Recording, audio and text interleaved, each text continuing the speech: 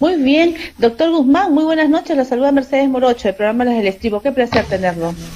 Muy buenas noches, doctora, colega, con bastante preocupación como usted sobre el escenario político difícil que vive el país y presto para las consideraciones que usted crea conveniente que de nuestra opinión. ¿Cómo castigar a esta columna de Sendero Luminoso que ha provocado este atentado en Hebrae, matando a gente inocente, doctor Guzmán? Mire, pienso que el asunto de los sucesos nefastos respecto a 16 personas que han sido asesinadas, 4 de ellas menores de edad, es terrible. Pero hay un asunto que me llama preocupación. ¿Por qué sucede cada vez que hay elecciones? Sucedió en el 2011, en la candidatura de Keiko y Ollanta, sucedió con el señor Kuczynski en la elección de Keiko y él, ahora sucede. Eso sí, me deja un tufillo extraño, raro, y de hecho tenemos que reaccionar con toda la energía de la ley, con todo el peso de la fuerza que tenga el país legal, por supuesto también de la policía en su seguridad interna, pero creo que ha llegado el momento, doctora, de tomar decisiones serias. Mire, en el debate el señor Rospigliosi nos ha hablado de propuestas que vamos a hacer y él no lo hizo en su momento. ¿Por qué han pasado ya 29 años de cuando fue capturado el señor Guzmán, que lleva también mi apellido, el terrorista Guzmán Abimael, y no hemos solucionado un problema con rezago? Ni siquiera estamos hablando de grandes volúmenes. ¿A qué se debe, doctor? Es evidente que este es un tema de terrorismo, pero mucho de narcotráfico. No se olvide usted que el Perú es el segundo productor de cocaína en el mundo y lamentablemente lo estamos vinculando a la política, cosa que es grave porque hay una tendencia de los medios de comunicación de involucrar a la extrema izquierda, al comunismo y directamente al candidato Castillo. Eso me parece un grave error y todos los peruanos, fujimoristas y quienes apostan por el lápiz y el señor Castillo, debemos unirnos fuerte y sólidamente a defender el país de esos flagelos que lo único que hacen es lograr que en el Perú exista un pánico que no merecemos seguir viviendo. Lo cual nos genera una gran preocupación, doctor Guzmán, el entendido pues que nos encontramos en una crisis económica, en una pandemia, y no falta nada para una segunda vuelta electoral y se quiere dar pues un matiz político a una matanza que se ha atribuido al mismo Sendero Luminoso. Efectivamente, doctora, usted es testigo de que el propio Sendero Luminoso lo ha atribuido y el delincuente terrorista, este señor Palomino, que mire, Quispe Palomino, que tenemos años asolando al país. ¿Cómo es posible, doctora, con un ejército peruano, con una fuerza aérea, con marines preparados, están los marineros también, si bien es cierto, no es su nivel del BRAE, pero allá hay ríos que podrían, yo creo que con con inteligencia, pero además con que estén allá presentes, lograrían capturarlo. No es posible que una columna de 200, 300, hasta 500 personas, tal vez esté exagerando, no pueda el país entero, el ejército, la policía detener. Pero al margen de eso, doctora, habría que analizar el tema de este domingo, ¿no? Del debate técnico, que no ha resultado tan técnico en realidad. No he escuchado propuestas extraordinarias, creo que más bien ha sido un debate político y la única diferencia ha sido la del señor Carranza con el señor Pari, y debo en eso ser objetivo. El señor Pari no respondió a las expectativas. Sin embargo, el señor Carranza ya fue ministro, ya ocupó el cargo, ya estuvo como titular del más grande pliego del país, de los miles de millones de soles que a él le tocaba distribuir en su condición de ministro de Economía. ¿Y cuáles fueron los resultados, doctora? De un crecimiento económico sostenido que en su momento llegó al 9%, no porque el señor García, que todos sabemos por qué se suicidó, hizo un gran gobierno, era que los minerales en el planeta tenían altos costos y eso nos favoreció. Y usted también recordará que hubo un año en que el Perú solo creció el 0,9%, igualmente en el gobierno de García. Y lo que nos ha dicho el señor Carranza es que vamos a seguir con programas sociales, es decir, a los peruanos se nos tiene que ver como un segmento de dádiva, de lástima. Lo que yo apostaría es porque seamos personas que nos ganemos el trabajo, el empleo, el alimento, el vestir y la vivienda con el sudor de la frente, trabajando. ¿Por qué no se ha hablado más intensamente de eso? Y hoy tenemos una publicidad que le vamos a doblar pensión 65 y que al final del gobierno van a ser 3 millones de adultos mayores. Eso no está mal en cuanto lo veamos desde una perspectiva circunstancial y momentánea, pero el horizonte, la visión de país hacia el 2030, de acuerdo a los Objetivos de Desarrollo Sostenible hacia el 2050, es vencer la desigualdad, es derrotar a la pobreza, es derrotar a la anemia, al hambre, a la desnutrición de los niños menores de 5 años. Y eso solo se va a lograr en la medida que hagamos que los peruanos obtengan un empleo, que puedan subvenir sus propias necesidades y no siempre proyectándonos solo con programas sociales que están bien, pero que no pueden ser la solución, doctora. Y no nos ha dicho Carranza, por ejemplo, de dónde va a venir los 14.000 millones de soles que él pretende para programas sociales. Hoy día, el Ministerio de Inclusión Social maneja 7.862 millones de soles. O sea, él va a agregar 6.000 millones de soles más. Yo sí sé cómo, pero el señor Carranza no lo ha dicho, no nos explicó que el PBI del 2019 era de 759.000 millones de soles y la del 2020 625.000 millones de soles. ¿Cómo vamos a lograr que el Estado, por supuesto, como dice Castillo, puede llegar a un 10% del PBI para educación o de salud? ¿Se puede? Sí se puede. ¿Cómo? Muy sencillo. Tenemos más de 1.900.000 empresas languideciendo, porque la mayoría son pequeñas, solo hay 10.000 grandes empresas y 2.500 o 700, 2.000 medianas empresas y 1.900.000 micro y pequeñas empresas.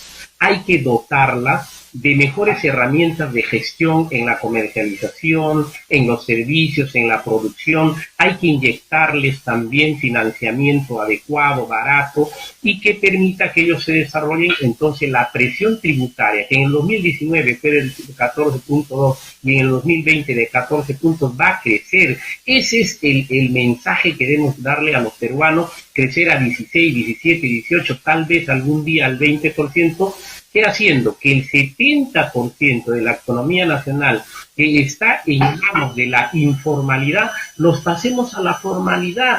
Por ejemplo, en un primer momento, ¿por qué no le damos las facilidades gratuitamente de licencias y todo, etcétera, etcétera?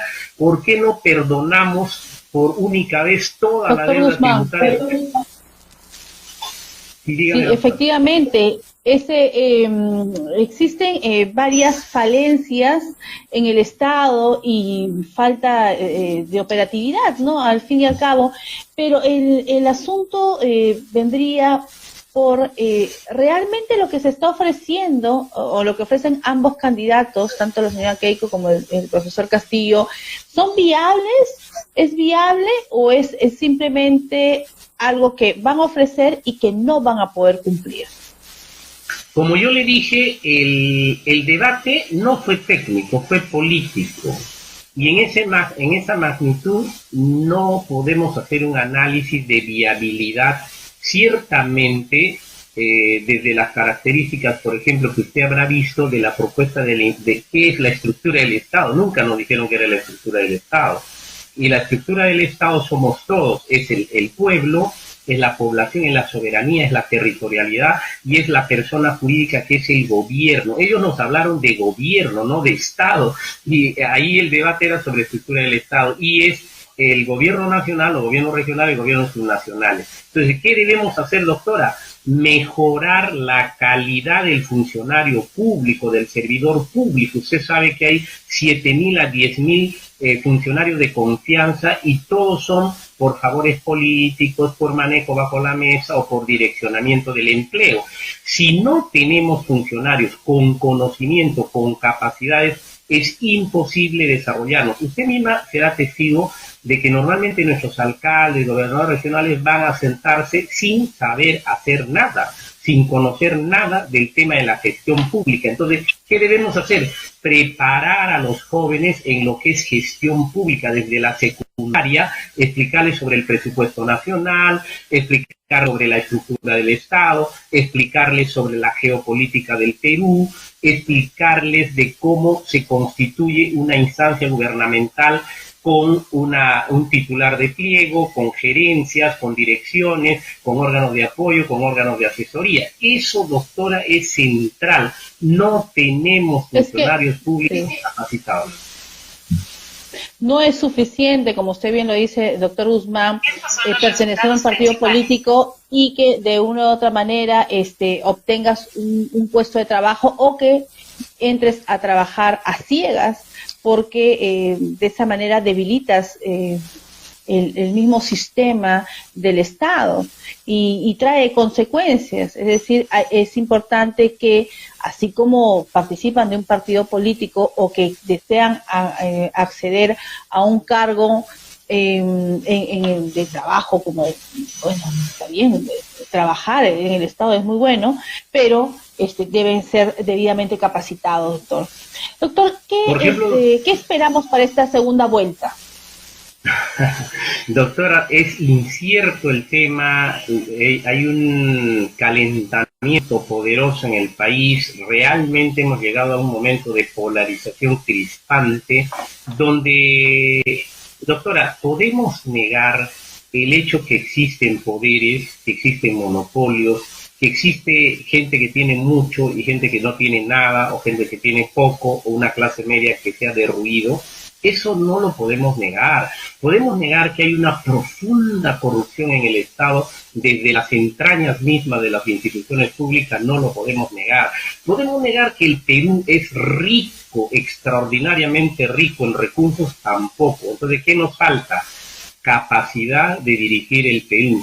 Y por un lado tenemos un continuismo pernicioso que nos ha demostrado no poder sacar al Perú adelante. Por el otro lado, ciertamente no tendremos a un personaje que podemos creer que tiene ciertas o falta de capacidades, pero por lo menos observo que de su trayectoria hay honestidad. No he podido identificar en mi condición de abogado delitos, no he podido identificar que haya tenido tendencias hacia cierto manejo autócrata, como sí lo ha hecho el fujimorismo. Por ejemplo, doctora, nos gustaría que en el campo de la cuestión legal, usted misma es testigo, se ha discutido que la Constitución no se puede cambiar, y usted es abogada y una abogada calificada.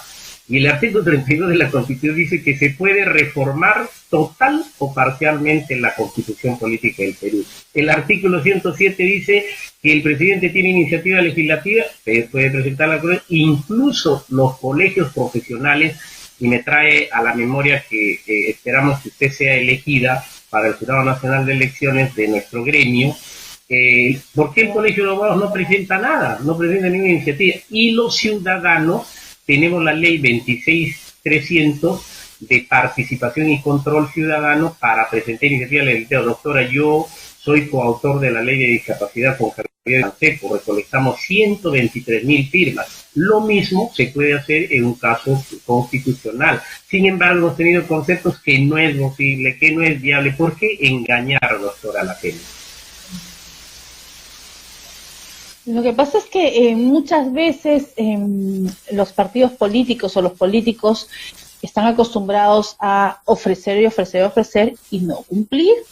Y es algo que debería estar contemplado también en código electoral, que es una de las propuestas que yo también he hecho, ¿no? Y es algo que se necesita, un código electoral donde también pienso yo que deberían haber sanciones correspondientes, para que así cada persona que piensa exponer un plan partidario también sepa pues lo que va a exponer y lo que va a ofrecer, y no ofrecerle pues tantas cosas al pueblo peruano, que en estos momentos, al menos que estamos en una pandemia, en crisis económica, preocupados por todo lo que va a pasar, tenemos a un sendero luminoso que al menos bueno, que sale con esos atentados terroristas tan nefastos. Entonces, bajo todo este contexto, encima tenemos a los políticos que nos tratan de ofrecer temas que esperemos cumplan,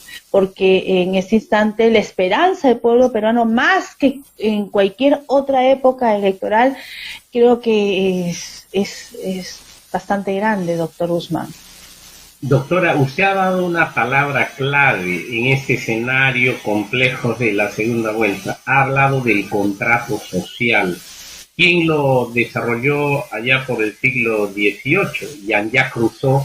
A propósito, conocí su casa en Suiza, en Ginebra, y el contrato social es pues los planes y las propuestas públicas que nos han hecho, incluso de carácter verbal, y se cumplen. Normalmente soy testigo, ya soy un hombre bastante mayor, de bastante edad, y me consta que no se cumple. Y como usted ha dicho, debería haber una sanción, no solo ética, doctora, sino incluso de un castigo a perpetuidad para no participar en política cuando se incumple con la palabra empeñada, porque el pueblo entiende en la exposición o en el plan que eso tiene que ser la ruta, el tránsito y el manejo de la gestión pública. Pero ya sabemos todos que hemos vivido permanentemente de la demagogia, doctora. Hemos tenido 200 años de vida republicana de profunda corrupción, no es esta, es del siglo XIX también, de oportunismo permanente y de falsas promesas que no se cumplen. Entonces, ese es un camino también que debemos ya nosotros empezar a plantear. Y doctora, nuestro colegio ilustre de abogados tendría que tener un papel, un rol protagónico en todo este análisis, porque no hay otra manera de la coexistencia si no es a través de la norma, de la ley. Para eso se da, para respetarla, para cumplirla. ¿Alguien cumple las leyes, doctora, en la función pública? Desde el presidente Vizcarra, que se vacunó él, la esposa, el hermano, o desde las terribles tropelías que hemos tenido de cada presidente en la cárcel o en procesos graves. Entonces nadie cumple la ley. Si la autoridad, el funcionario del más alto nivel la viola, ¿qué podemos esperar como ejemplo del resto de la gente? En la familia nos enseñan una falta total de valores, doctor Guzmán, de ética, en cuanto a lo que viene a ser su desempeño, sobre todo que ocupan cargos públicos tan importantes y vulneran la buena fe de la ciudadanía y de los pobladores. Bueno, en fin, doctor Guzmán, no tenemos tiempo para más. Un placer haberlo tenido acá en el programa, doctor Guzmán. El gusto es mío. Muy buenas noches y hasta siempre, doctor. Muy bien. Ya nos estaremos comunicando en una próxima oportunidad, señor doctor Wilfredo Guzmán.